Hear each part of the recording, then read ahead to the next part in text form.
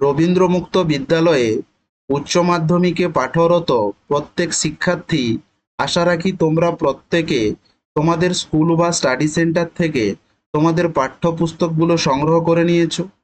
যে সমস্ত শিক্ষার্থী তোমাদের পাঠ্যপুস্তকগুলো এখনো সংগ্রহ করনি, তাদের প্রত্যেককে বলবো তোমাদের স্কুল বা স্টাডি সেন্টার থেকে পাঠ্যপুস্তকগুলো সবার আগে সংগ্রহ করে নিতে। আজকের এই ভিডিওতে মূলত তোমাদের উচ্চ মাধ্যমিকের ইতিহাস বিষয়ের যে প্রজেক্ট বা প্রকল্প রয়েছে তা বিস্তারিতভাবে আলোচনা করা হয়েছে। প্রত্যেক স্টুডেন্টের মনে প্রজেক্ট নিয়ে নানান প্রশ্ন থাকে। স্যার, প্রজেক্ট কিভাবে লিখব, প্রজেক্ট কোথায় জমা দেব, কখন জমা নেওয়া হয়, প্রজেক্ট লিখে জমা দিলে কত নাম্বার পাওয়ার সম্ভাবনা রয়েছে, আর প্রজেক্ট যদি না লিখি কি সমস্যা হতে পারে, সমস্ত কিছু পুঙ্খানুপুঙ্খভাবে এই ভিডিওতে আলোচনা করা হয়েছে। তাই প্রত্যেক স্টুডেন্টকে বলবো ভিডিওটি প্রথম থেকে শেষ পর্যন্ত মনোযোগ সহকারে দেখতে এবং যত্ন সহকারে নিজের প্রজেক্টটি লিখে নিতে। আমি তোমাদের সঙ্গে রয়েছি গোপাল স্যার। আমাদের স্টাডি সেন্টারে ভর্তি চলছে মাধ্যমিক, উচ্চ মাধ্যমিক, বিএ, বিএসসি, এমএ, এমএসসিতে। এখানে ভর্তি থেকে শুরু করে যাতে একটা স্টুডেন্ট এক চান্সে ভালো নাম্বার নিয়ে পাস করতে পারে তার জন্য সমস্ত রকম হেল্প করা হয়ে থাকে। এছাড়াও আমাদের স্টাডি সেন্টারের যে বিশেষত্বগুলি রয়েছে, কোনো স্টুডেন্ট চাইলে অনলাইন অথবা অফলাইন ক্লাসের সুবিধা নিতে পারে, অথবা 80% অ্যাভাব কমনযোগ্য নোট সাজেশন নিয়ে বাড়িতে বসে পড়াশোনা করতে পারে। এছাড়াও কোনো কিছু জানার থাকলে অবশ্যই ভিডিওর কমেন্টে জানিও, অথবা আমাদের সঙ্গে যোগাযোগ করতে হলে স্ক্রিনে দেওয়া নাম্বারে হোয়াটসঅ্যাপ করুন। তবে একটা কথা বলে রাখি, যোগাযোগের ক্ষেত্রে একমাত্র হোয়াটসঅ্যাপই গ্রহণযোগ্য, কোনোভাবে কল গ্রহণযোগ্য নয়।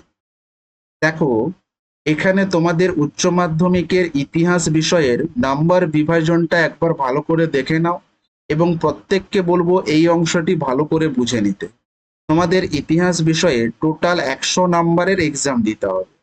তার মধ্যে তাত্ত্বিক মান 80, অর্থাৎ লিখিত এক্সাম দিতে হবে 80 নাম্বারের, এবং প্রকল্প বা প্রজেক্ট থেকে থাকছে 20 নাম্বার। এবার বলে রাখি, তোমাদের 100-র মধ্যে 30%, অর্থাৎ 30 পেলে তোমরা প্রত্যেকে পাস বলে গণ্য হবে। এবার অনেকের মনে প্রশ্ন থাকে, স্যার আমি যদি প্রজেক্টে যদি 20-র 20 পেয়ে যাই, তাহলে লিখিততে যদি 10 পাই, তাহলে টোটাল 30 পেলে আমি কি পাস? আমি বলবো না। পাসের নিয়মটি হচ্ছে তোমাদের লিখিত এক্সামের 30% পেতে হবে, অর্থাৎ 80-র মধ্যে ন্যূনতম 24 পেতে হবে, এবং প্রজেক্টের 30% পেতে হবে, অর্থাৎ ন্যূনতম তোমাদেরকে 6 পেতে হবে। ক্লিয়ার? অর্থাৎ যে সমস্ত স্টুডেন্ট প্রজেক্ট না জমা দেবে, যদি কোনো কারণে প্রজেক্টে 0 আসে, তাহলে কিন্তু ওই স্টুডেন্টটি থিওরিতে বেশি পেয়ে থাকলেও ফেল বলে গণ্য হবে। বোঝা গেল?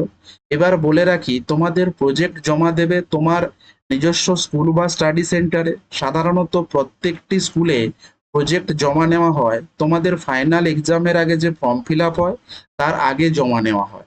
তবুও জমা দেওয়ার কোনো তথ্য জানার থাকলে তোমার স্টাডি সেন্টারে একবার কথা বলে নি। এবার হ্যাঁ, আজকের এই ভিডিওতে আমি যে প্রজেক্টটি আলোচনা করব, তোমরা চাইলে এই প্রজেক্টটি হুবহু লিখেও জমা দিতে পারো। এবার অনেকের মনে প্রশ্ন হবে, স্যার আপনি যে প্রজেক্টের কথা বলছেন এটা কি আমাদের স্কুলেও গ্রহণযোগ্য হবে? এবার তোমাদের বলে রাখি, দেখো তোমাদের পাঠ্যপুস্তকে দেখো এখানে টোটাল 10টা প্রজেক্ট দেওয়া রয়েছে এবং বলা রয়েছে এর মধ্যে যে কোনো একটি প্রজেক্ট লিখে জমা দিলে হবে। সাধারণত রবীন্দ্রমুক্ত ওপেন স্কুলে যে স্টাডি সেন্টারগুলো রয়েছে প্রত্যেক রবিবার করে ক্লাস হয়, আবার অনেক স্কুল আছে যেগুলোতে ক্লাস হয় না, অথবা ক্লাস হলেও স্টুডেন্টরা যায় না সাধারণত। তাই কোনো স্কুলে প্রজেক্টের ব্যাপারে তেমন কিছু বলেন। যদি কোনো কোনো স্কুলে প্রজেক্ট নির্ধারিতভাবে বলে দেয় যে এই বিষয়ে প্রজেক্ট লিখে আনবে, তাহলে তাদেরকে বলবো অবশ্যই তোমরা ওই বিষয়ে লিখে নিয়ে যেও। অথবা অনেক স্কুলে পুরনো খাতা দিয়ে দেয়, ওই পুরনো খাতার সাহায্যে অনেক স্টুডেন্ট প্রজেক্ট লিখে জমা দেয়। ক্লিয়ার? আর যদি না কিছু বলে থাকে, আমি যে প্রজেক্টটি তোমাদেরকে বলছি তোমরা এইভাবে এই প্রজেক্টটি লিখেও জমা দিতে পারো, তাতেও কিন্তু কোনোরূপ কোনো অসুবিধা হবে না। বোঝা গেল? এবার দেখো, তোমাদের পাঠ্যপুস্তকে টোটাল 10টা প্রজেক্ট দেওয়া রয়েছে। তোমাদের যে পাঠ্যপুস্তক যদি তার শেষের দিকে যাও, দেখবে এই প্রকল্পগুলো করে দেওয়া রয়েছে। ক্লিয়ার? টোটাল 10টা প্রজেক্ট রয়েছে। এবার এই 10টা প্রজেক্টের মধ্যে আমি তোমাদের আজকের এই ভিডিওতে আফ্রিকায় বর্ণ বৈষম্যবাদ বিরোধী আন্দোলন সম্পর্কে আলোচনা করব। বোঝা গেল? বা এই প্রজেক্টটি কিভাবে লিখবে সেটা নিয়ে আমি বিস্তারিতভাবে আলোচনা করব। এবার তুমি যদি চাও অন্য কোনো একটি বিষয়ে প্রজেক্ট লিখবে, সেটাও তুমি লিখতে পারো, তাতেও কিন্তু কোনোরূপ অসুবিধা নেই। এবার বলে রাখি, প্রজেক্ট লেখার ক্ষেত্রে প্রথম যেটা করণীয়, একটা ফ্রন্ট পেজ বানাতে হবে। এবার ফ্রন্ট পেজ বানানোর ক্ষেত্রে কিভাবে বানাবে তোমরা দেখে নাও।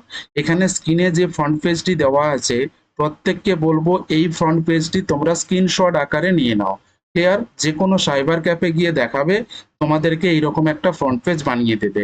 অথবা এর থেকে আরো ভালো বা কোনো কিছু অ্যাড করার থাকলে তুমি অ্যাড করে নিজের মতো করে এই লেখাগুলো অবশ্যই থাকবে এমন একটা ফ্রন্ট পেজ বানিয়ে নাও, যেখানে দেখো তোমার বোর্ডের নাম লেখা থাকবে, লোগো থাকবে, কোন বিষয়ের প্রজেক্ট এবং সেই প্রজেক্টের নাম কি, তোমার স্টাডি সেন্টার অর্থাৎ তোমার স্কুলের নাম এখানে লিখবে, এখানে তোমার নিজের নাম লিখবে, এখানে তোমার ক্লাস 12 লিখবে এবং রেজিস্ট্রেশন কার্ড পাওয়ার পরে তোমার যে রেজিস্ট্রেশন নাম্বার সেটা এখানে লিখে ফেলবে। বোঝা গেল? এবার দেখো এখানে যে 10টা প্রজেক্ট বলে দেওয়া রয়েছে, তার মধ্যে আমরা কোনটা নিয়ে লিখছি না আফ্রিকায় বর্ণ বৈষম্যবাদ বিরোধী আন্দোলন। তাহলে এইখানে যে প্রজেক্ট নেম রয়েছে, এখানে তাহলে আমরা কি লিখবো না আফ্রিকায় বর্ণ বৈষম্যবাদ বিরোধী আন্দোলন। ক্লিয়ার? তাহলে আমাদের ফ্রন্ট পেজ লেখা পুরো কমপ্লিট।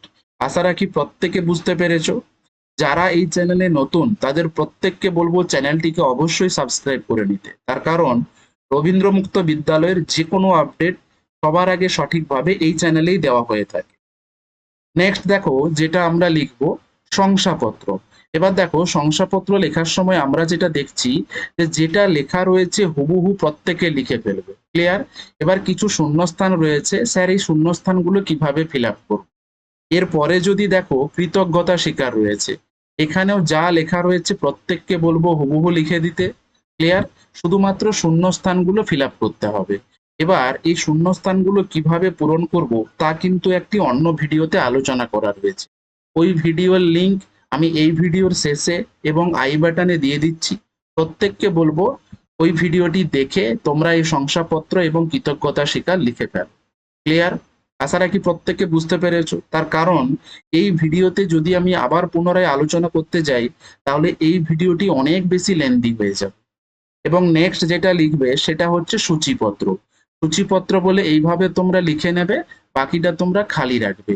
এবার একটা কথা তোমাদেরকে বলে রাখি, তোমরা এই প্রজেক্ট লেখার জন্য দোকান থেকে কোনো প্রজেক্ট খাতা কিনে নেবে অথবা A4 জেরক্স পেজ কিনে আনবে এবং জেরক্স পেজ কিনে আনার পরে দেখতে পাচ্ছ এখানে যেমন সুন্দর করে একটা মার্জিন দেওয়া রয়েছে, এইভাবে তোমরা প্রত্যেকটা পেজে মার্জিন টেনে ফেলবে। তবে মার্জিন টানার ক্ষেত্রে একটা কথা মাথায় রাখবে, বাম দিকের অংশটি একটু বেশি ছেড়ে মার্জিন দেবে। তার কারণ তোমরা লেখার পরে এই খাতাটি তোমরা হয় পিন আপ করবে অথবা চ্যানেল ফাইলের মধ্যে ভরে জমা দেবে।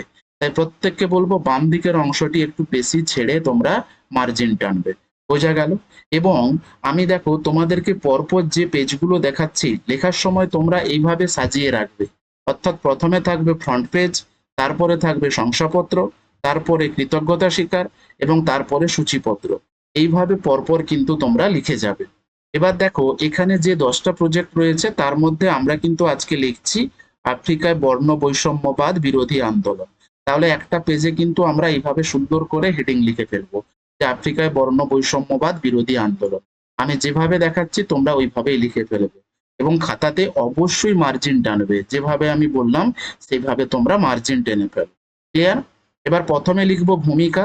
এবার লেখার সময় অনেকে প্রশ্ন করে, স্যার আমি কি বিভিন্ন কালারফুল পেন ইউজ করতে পারি? আমি বলবো বিভিন্ন রঙের পেন ইউজ করার দরকার নেই, শুধুমাত্র ব্ল্যাক এবং ব্লু পেনে তোমার প্রজেক্টটি লিখে ফেলবে। যদি ব্ল্যাক পেনে হেডিং লেখো তাহলে ব্লুতে বাকি অ্যান্সারটা লিখবে, তোমার যেটা ইচ্ছে। ক্লিয়ার? এবার এই ভূমিকাতে দেখো যা লেখা রয়েছে তোমরা হুবহু কিন্তু লিখে ফেলো। নেক্সট দেখো প্রকল্পের ধারণা। এখানেও যা লেখা রয়েছে প্রত্যেকটা পেজে কিন্তু তোমরা লিখে ফেলবে। হয় তোমরা ভিডিওটা পজ করে লিখতে শুরু করো অথবা স্ক্রিনশট আকারে নিয়ে নাও, যেটা তোমার সুবিধে হয়। নেক্সট দেখো প্রকল্পের বৈশিষ্ট্য। এখানে টোটাল 5টা বৈশিষ্ট্য দিয়েছি, তোমার যদি মনে হয় তুমি 4টা লিখবে তাও তুমি কিন্তু লিখতে পারো। নেক্সট দেখো প্রকল্পের ধাপসমূহ।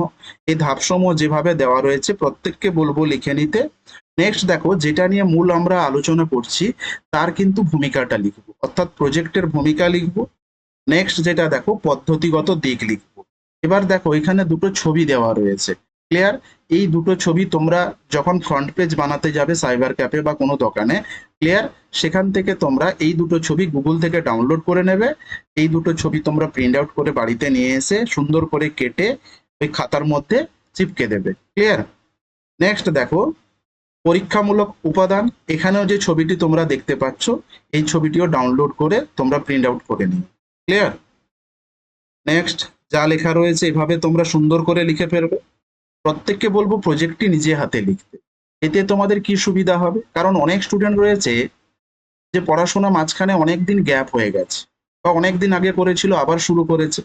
তাহলে তুমি যদি নিজে লেখো সেখানে কিন্তু তোমার একটা হ্যান্ডরাইটিং প্র্যাকটিস হয়ে যাবে, ক্লিয়ার? নেক্সট দেখো যা রয়েছে লিখে ফেলো তোমরা।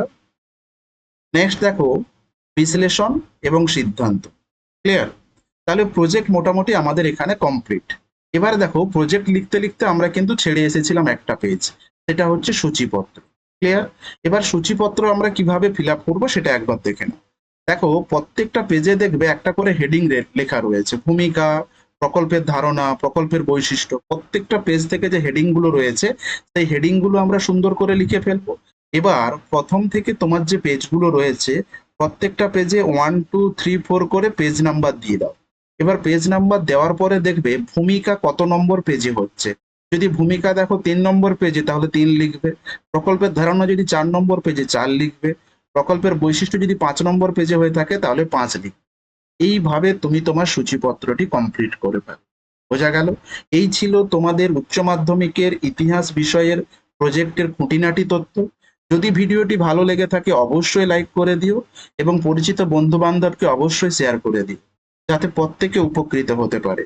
এবং কোনো কিছু জানার থাকলে অবশ্যই কমেন্টে জানিও এবং চ্যানেলে নতুন হয়ে থাকলে অবশ্যই সাবস্ক্রাইব করে নিও। Thanks for watching. সবাই ভালো থেকো, সুস্থ থেকো।